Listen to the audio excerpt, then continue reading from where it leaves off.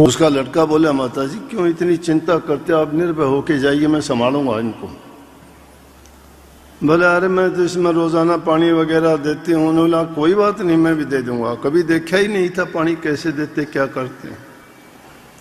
उसको जाना पड़ा, 10-5 दिन रह के जब आई तो रोजाना पानी देता रहा। पानी क्या देता रहा, पौधों के ऊपर पानी छिड़क देता, बस नीचे पानी जड़ में दिया नहीं। वो आई तो सब पौधे मुरझाए हुए और सूखे हुए थे। कहने लगे भाई तूने गलत किया, तूने मेरे सामने कहा था, वादा किया था कि मैं इनकी संभाल करूंगा, ये पौधे क्यों सूखे। बोला मैंने आपसे भी ज्यादा संभाल के रोजाना दिन में 3-3, 4-4 बार इनको पानी देता था मैं। बोले बेटा पानी कहाँ देता था। बोला देखो इनके पत्ते में ऐसे साफ करता था, ये करता था। बोला जड़ में तो पानी तूने दिया नहीं। जड़ हम क्या है, जड़ वो इसी प्रकार से हमारा मन है। हम बाहर के शरीर से अनेकों क्रियाएं करते हैं, अनेकों क्रियाएं को जप करते हो, तप करते हो, और की आरतियां करते हो, कहीं कहीं जाके मत्थे टेकते हो, कहीं तीर्थों पे जाके स्नान करते हो, कहीं दान देते हो, लेकिन मन की भावना सही नहीं है। मन के अंदर हमारे व्याधि जो व्याप्त है वो दूर नहीं करते और बाहर का दिखावा करते हैं। जब दिखावा भी अगर सच्चे मन से करो तो भी वो कोई कुछ ना कुछ तो फल देगा। लेकिन संतुष्टि किसकी कर लेते, मन की संतुष्टि करते। मन अपनी संतुष्टि चाहता ही है। संतों ने इस बात को निषेध किया है। वो कहते हैं मनमुखता नहीं, यह गुरुमुखता का काम है। गुरुमुख वो है जो गुरु की बात को, गुरु की आज्ञा को मानो, उसको गुरु भक्ति कहते हैं।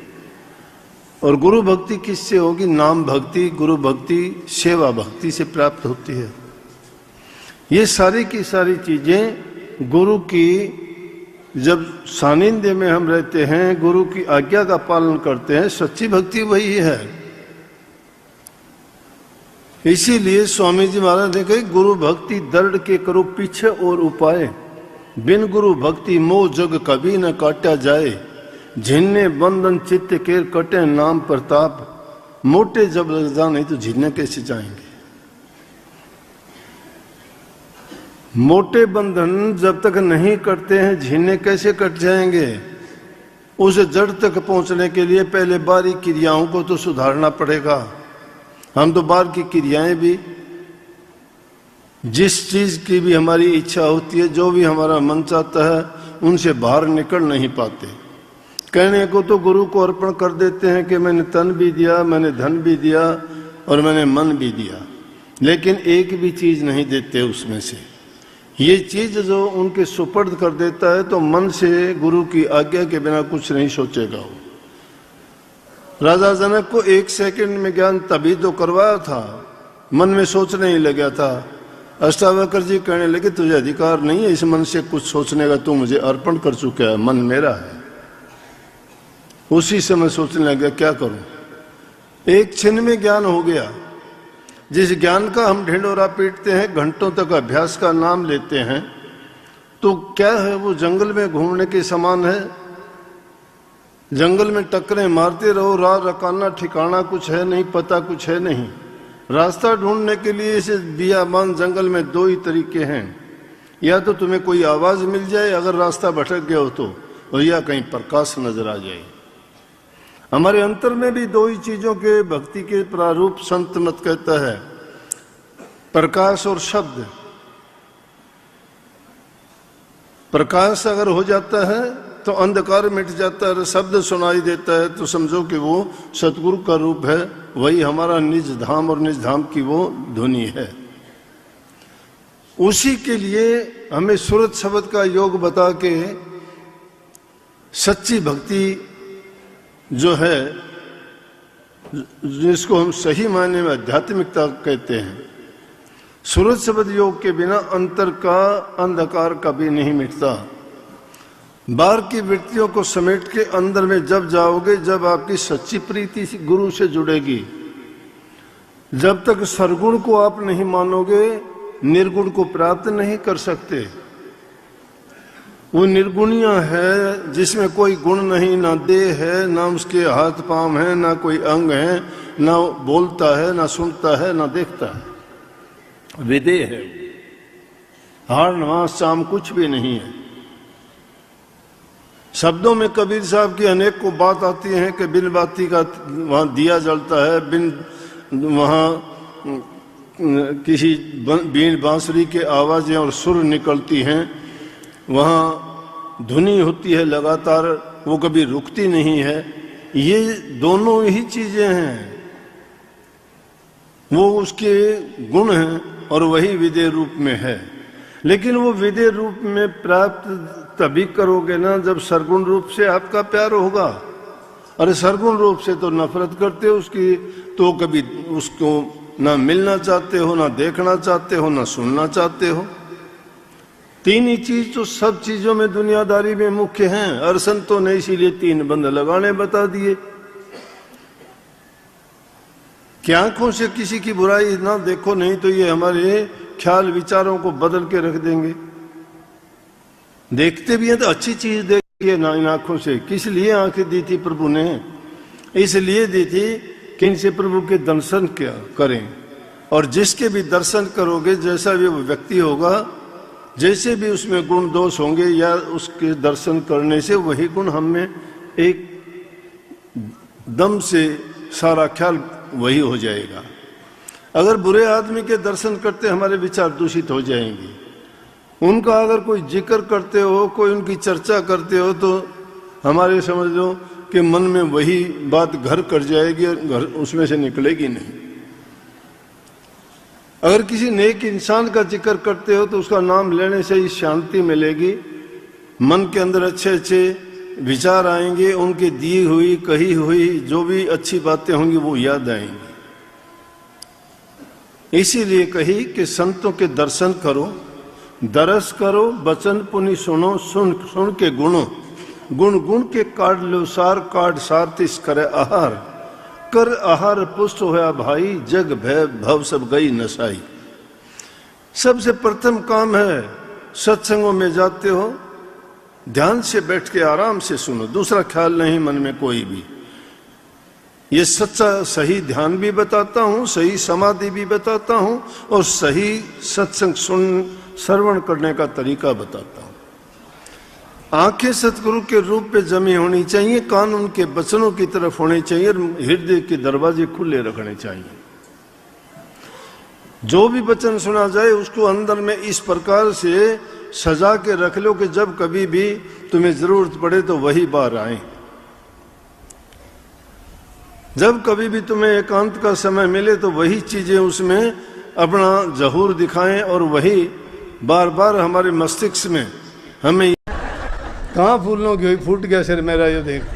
उसकी घरवाली बोली आज कड़े था, बोले आज तो मैं सेफ जगह बैठा था गाड़ी के नीचे। बोला फिर यो हाल क्यों आया? बोला जब शोर होया तो मैं उठा न, जब वो गाड़ी लगी। तो जिस इंसान के कर्म में नहीं होता ना, और उसको अगर तुम्हें धक्के से ले जाके कुछ करना चाहो तो वो क्या लाभ उठाएगा उससे? जैसे सत्संग होने शुरू होने से पहले कुछ पेड़ों के नीचे बैठे, कुछ दीवार के नीचे बैठे, अरे सत्संग में आए हो तुम, थोड़ा सा कष्ट सहन करने की हिम्मत नहीं है, क्यों टाइम बर्बाद करने के लिए आए भाई? जगह रही अच्छी, छाया है, अच्छी हवा चल रही है, बताओ गर्मी है क्या? जब सारी चीज की मालिक ने मौज कर रखी, जब हम अच्छे काम के लिए हैं यहाँ, सत्संग हमारा काम नहीं है ना, उसके मालिक के नाम का गुणगान है, उसी की याद है, उसी की महिमा गाई जाती है, और उसी के लिए सबको लिए प्रेरित किया जाता है कि मालिक को याद किया करो, उनकी भक्ति किया करो, जीवन को अच्छा बनाओ, पवित्र बनाओ, शुद्ध बनाओ। तो फिर इस काम में बाधा कौन डालेगा? परमात्मा बाधा डालेगा क्या? ये हवा, ये धूप, ये सारे काम उनके हैं। जब नेक काम में लगते हो तो वो तुम्हारी मदद करने के लिए हर पल, हर घड़ी और हर समय तैयार रहते हैं। मन में यकीन लाने की आवश्यकता है। जब तुम्हें यकीन हो जाएगा ना, घंटों बैठने की जरूरत नहीं है। जहाँ कहीं भी बैठोगे परमात्मा तुम्हारे पास से कभी दूर नहीं होता। तुम्हारे ख्याल में, तुम्हारे मन में, तुम्हारे कर्म में, तुम्हारी सोच में हमेशा वो मौजूद रहेगा। जब भी कोई बात होती है, हमारे से अच्छा तो वो छोटा सा बच्चा भी है, आप भी कई बार देखते हैं, जब इन लड़कियों को कोई तकलीफ होती है तो सबसे पहले परमात्मा या और किसी को याद नहीं, इनको सबसे प्यारी अपनी माँ होती है। तो ये कहीं हाय मर गई माँ कहते हो कि नहीं माँ, क्योंकि माँ को क्यों याद करते हो, तुम्हें माँ संभालती है, बचपन से लेके वो संभालती आई, और जब भी तुम्हें कोई परेशानी दुख तकलीफ हुई तो तुम्हारी माँ तुम्हारे पास खड़ी मिली। इसीलिए राधा स्वामी दयाल हमारे माता पिता पति सब कुछ वही हैं। जब सच्चे मन से तुम उनके भक्त हो, भक्ति करते हो, उनके नाम का चिंतन सुमरण करते हो, उनका ध्यान करते हो, अभ्यास करते हो, तो तुम्हारे भी चाहे सौपन में, चाहे इस वास्तविक जीवन में, या तुम्हारे जीवन में कोई भी घटना दुख तकलीफ की घड़ी आती है तो तुम्हें वो याद आना चाहिए। याद उनको आएगा जो उसको याद करता है, जो उनको याद करता है नहीं उनको कैसे याद आएगा, और जो उनको याद नहीं करता वो तुम्हारे पास क्यों आएंगे। अरे याद तो द्रौपदी किया करती थी श्री कृष्ण जी को। जब द्रौपदी की साड़ी उतारने लगा दुशासन तो सब कि उसने देखा ये मेरा पति ताकतवर योद्धा 5 बैठे, उनको पुकारा नहीं बोले। वहाँ धृतराष्ट्र को कहा कि देखो राजा महाराजा धीराज आप बैठे हो, क्या होने लग रहा है, नहीं बोले। भीष्म पितामह थे, उनको पुकार करी, नहीं बोले, कोई भी साथ देने के लिए नहीं आया। लेकिन अंत जब ये दुनियादारी की शक्तियाँ सारी हार जाती है ना, जब आदमी अपने इष्ट को याद करता है, आखिर में जब श्री कृष्ण जी को याद करते हैं तो उन्होंने एकदम उनका सारा का सारा काम किया नहीं किया, वहाँ आके नहीं किया, वहीं से कर दिया, कहीं से, चाहे वो बैकुंठ धाम में बैठे हो, चाहे कहीं भी किसी भी लोक में क्यों ना हो, लेकिन तुम्हारे ख्यालात से दूर होते हैं और तुम्हारे ख्यालात से ही पास में होते हैं। इसलिए अपने ख्यालात में, अपने मन में, अपने विश्वास में उनको बैठाओ। ये सच्ची भक्ति का रूप यही है। भूले से कभी याद करते नहीं, जब याद नहीं करते तो वो आपको वो कैसे याद करेंगे। जैसे वाणी में आता है, जो कोई भज भजूं मैं वाको हूँ भक्तों का दास। जो कोई भज भजूं मैं वाको, हो पक्का विश्वास। जिसको पक्का विश्वास है, जो उसको याद करता है तो प्रभु उसको याद करते हैं। वो कहते हैं मुझे ढूंढने की जरूरत नहीं, मैं भक्तों के दिलों में रहता हूँ, कहीं भी जाने आने की जरूरत नहीं है। सच्चे मन से वो एक नहीं है, सबके लिए है। कभी यूँ सोचते हो कि एक ने ही उसको रोक लिया, अपने हृदय में बिठा लिया तो दूसरे को नहीं। उनके लाखों करोड़ों अनेकों रूप हैं। जो भी जीव कीड़ी से लेके हस्ती तक जहाँ भी उसको याद करेंगे वहीं पे हैं, क्योंकि कण कण में मौजूद हैं, कण कण में मौजूद हैं। घट घट मेरा साइयार खाली घटना कोय बलिहरी, उसे घट की जा घट प्रगट होए। घट घट में हैं, लेकिन बलिहरी तो उसके हैं जो उनको प्रगट कर लेता है। प्रगट करने का तरीका है वो नाम भक्ति, गुरु भक्ति। और गुरु भक्ति करने के लिए शुद्धता की, पवित्रता की, नेक कामों की जरूरत है। नेकी करोगे, नेक काम करोगे, शुद्ध हृदय में शुद्ध विचार लाओगे, तो जहाँ शुद्धता है, जहाँ सत्यता है, जहाँ विश्वास है, जहाँ यकीन है, और जहाँ बुराइयों से बचे हुए हो, वहाँ वो हाजिर नाजिर हैं। हर समय हाजिर नाजिर रह के हमारे सबके काम करते हैं। इसलिए भाई लाखों काम छोड़ के भी प्रभु की भक्ति किया करो। कभी भी ये अपनी नीयत को खोटा ना करो। किसी का लेने से तुम्हारा पेट नहीं भरेगा। देने वाला जो इंसान होता है उसको कभी कमी नहीं आई, और मांगने वाला लेने वाले का कभी मैंने पेट भरा नहीं देखा। ये एक मन में अपना पक्का यकीन कर लो। मांगने में नीत ना रखो, देने में यकीन रखो। जो देता है वो लेता है, हजारों गुना लेता है। जो देता नहीं खाली रहेगा। इसलिए देना सिर्फ 4 पैसे नहीं, अन्न का देना नहीं। अन्न बहुत बड़ी चीज है। सबसे बड़े दान है अन्न का दान, जल का दान। भक्ति की तो बात अलग है, नाम के दान के तो बराबर कोई चीज नहीं। तो अपनी एक बुलाने की बजाय अपने हृदय में बिठा लो ना। तो एक दिन कहते हैं सूरदास जी को घूमने के लिए बाहर भी ले जाया करते, डील डोल करने जाते, जब टॉयलेट करने जाते तो सूरदास जी को लेके जाते, उंगली पकड़ के बाहर ले जाते। जब वो वहाँ से फारिग होके आते, घर आके छोड़ के चले जाते, लेकिन बोलते नहीं कुछ भी। सूरदास जी ने एक दिन सोचा कि ऐसा कौन इतना परोपकारी है जो मेरी इतनी मदद करता है, मुझे लेके भी जाता है और वापस छोड़ के जाता है और बोलता तक नहीं है, बड़ा अच्छा इंसान है। लेकिन एक दिन सोचते सोचते ख्याल आया कि हो न हो ये तो श्री कृष्ण जी हो सकते हैं। बोला कि आज देखूंगा। जब उसको एक दिन, अगले दिन जब वो छोड़ के चलने लगे, हाथ छुटाने लगे, हाथ जोर से पकड़ लिया। अब परमात्मा का हाथ कौन पकड़ सकता है? पकड़ रखा था, जब पकड़ रखा था वो तो शक्ति है। उसने तो हाथ पकड़ने की कोशिश की, उसने हाथ को झटका दे के चल दिया। बोला हाथ छुड़ा के जात और निर्मल जान मोए, दिल से मेरे निकलोगे जब जानूंगा तो ये। बोला कि हाथ छुटा के मुझे निर्बल और मुझे दुर्बल समझ के आप जा रहे हो, लेकिन मेरे हृदय से निकल के दिखा दे, फिर मान जाऊंगा। तो अपने हृदय में क्यों नहीं बिठा लेते? अपने हृदय के अंदर नहीं रखते हो, पाखंडवाद में ज़्यादा विश्वास करते हो। जो प्रेम करता है वो अपने हृदय में रखता है, उसको दिखाने की, बताने की, कहने की। अरे जिससे तुम प्रेम करते हो उसके गीत गाते फिरते हो क्या? उसका प्रचार करते हो, डोंडी पिटवाते हो क्या? गुप्त रखते हो उसको? तो नहीं बताता, कोई नहीं बताता किसी से। कौन बताएगा अपने प्रेमी की बातें? प्रेम नहीं है, पाखंड है। प्रेमा भक्ति नाम इसीलिए है इसका। और गुरु के साथ जो भक्ति की जाती है प्रेमा भक्ति होती है। जिस शिष्य का अपने गुरु से आशिक और मासूक जैसा प्यार नहीं है तो झूठा है, कपट है, भरम है, झूठ है उसमें। प्यार जिसने अपने गुरु से किया वो बता सकता है ये बात, जिसने अपने गुरु को जाना है। नहीं तो गुरु नहीं, वो तो कलयुग धर्म निभाते हो तो निभाओ, ठीक है। गुरु से प्यार हो और वो गुरु के बारे में कुछ सोच ले, गुरु के बारे में कुछ सुन ले ना, नहीं सुन सकते। इसका मतलब गुरु के बारे में उसके वही ख्याल हैं जो उसको दूसरा कहता है। उनके ख्याल में ख्याल मिलते हैं। अंग्रेजी में कहावत है, birds of a feather flock together. एक जैसे आदमी जो होते हैं वो एक जैसी बातों में रह के नहीं है। लेकिन अगर किसी को देना चाहते हो तो अपने तन से सेवा दो, मन से उनको प्रभु की भक्ति करके अच्छे विचार और अच्छे ख्यालात मन में रखो और जबान से मीठा बोलो। मीठा बोलो, सबको अपना बना लो। यहाँ कोई पराया नहीं है, सब उस मालिक की संतान है। एक ही पिता है हमारा, एक ही जगह पे आए हैं। चंद दिन का जीवन है, भरोसा नहीं है आज हो कल नहीं रहोगे।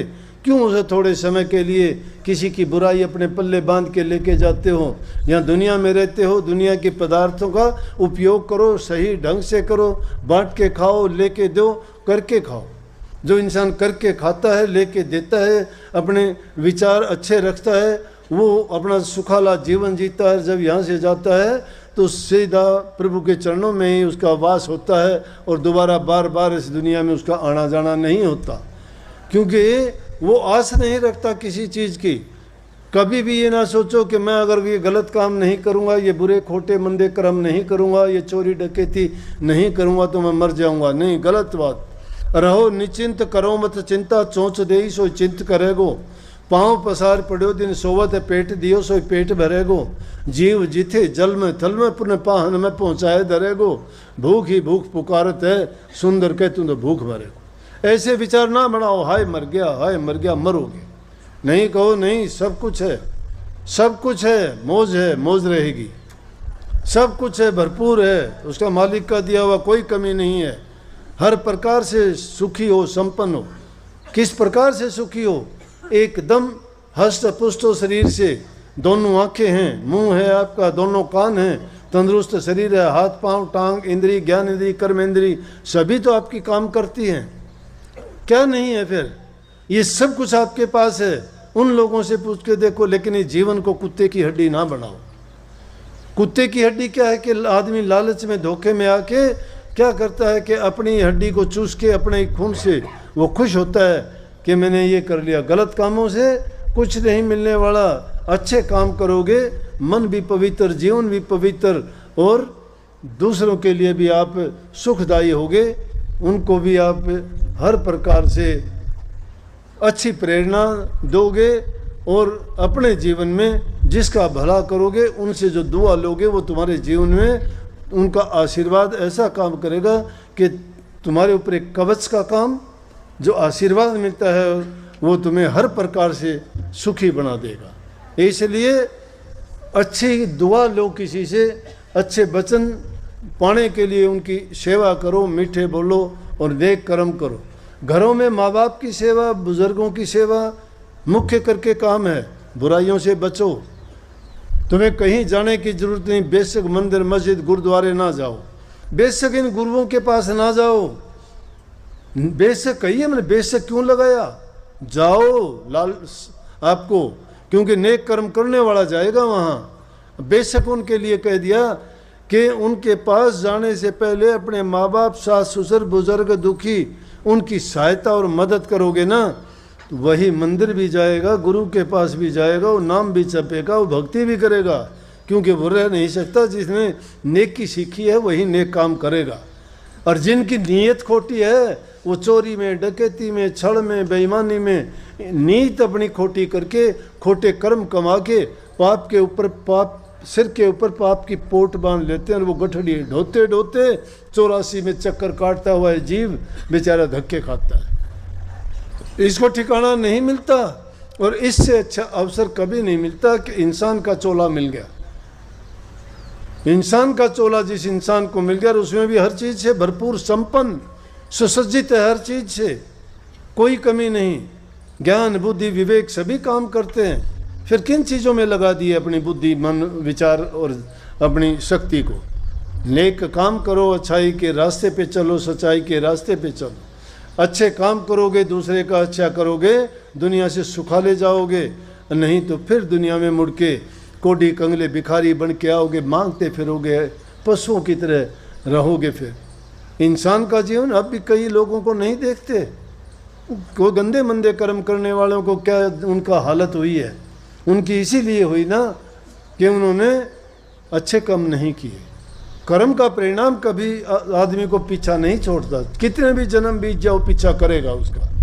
इसलिए नेकी करो और जीवन को सफल बनाओ और उनका